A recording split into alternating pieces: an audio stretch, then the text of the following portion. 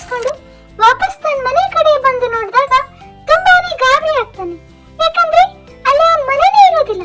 ಜೋರಾದ ಗಾಳಿ ಬೀಸಿ ಮನೆ ಬಿತ್ತೋಗ್ಬಿಟ್ಟಿರುತ್ತೆ. ಆಗ ಚೀಕು ತುಂಬಾ ಬೇಸರದಿಂದ ಚಿಂತಿಸ್ತಾ ಇರ್ತಾನೆ. ಈ ವಿಚಾರನ ತಿಳಿದಂತಹ ಚೀಕುನ ಎಲ್ಲ ಗೆಳೆಯರು ಅವನಿಗೆ ಹೇಗಾದ್ರೂ ಮಾಡಿ ಸಹಾಯ ಮಾಡ್ಬೇಕು ಅಂತ ಅವನಿಗೆ ಮತ್ತೆ ಒಂದು ಅದ್ಭುತವಾದ ಸುಂದರವಾದ ಮನೆಯನ್ನ ಕಟ್ಸ್ಕೊಡ್ತಾರೆ. ಆಗ ಚೀಕು ಮೊದಲಿನಂತೆ ತನ್ನ ಕುಟುಂಬದವರೊಂದಿಗೆ ಸಂತೋಷದಿಂದ ಜೀವನವನ್ನ ಸಾಗಿಸ್ತಾನೆ. ಅದೇ ಖುಷಿಯಲ್ಲಿ ಚೀಕು ತನ್ನ ಎಲ್ಲಾ ಗೆಳೆಯರಿಗೆ ಗ್ರ್ಯಾಂಡ್ ಡಿನ್ನರ್ ಪಾರ್ಟಿನ ಕೊಡ್ತಾನೆ. ನಂತರ ಎಲ್ಲಾ ಫ್ರೆಂಡ್ಸ್ ಹಾಡ್ತಾ ನಗುತ್ತಾ ದಿನವನ್ನೆಲ್ಲ ಖುಷಿಯಿಂದ ಕಳೀತಾರೆ.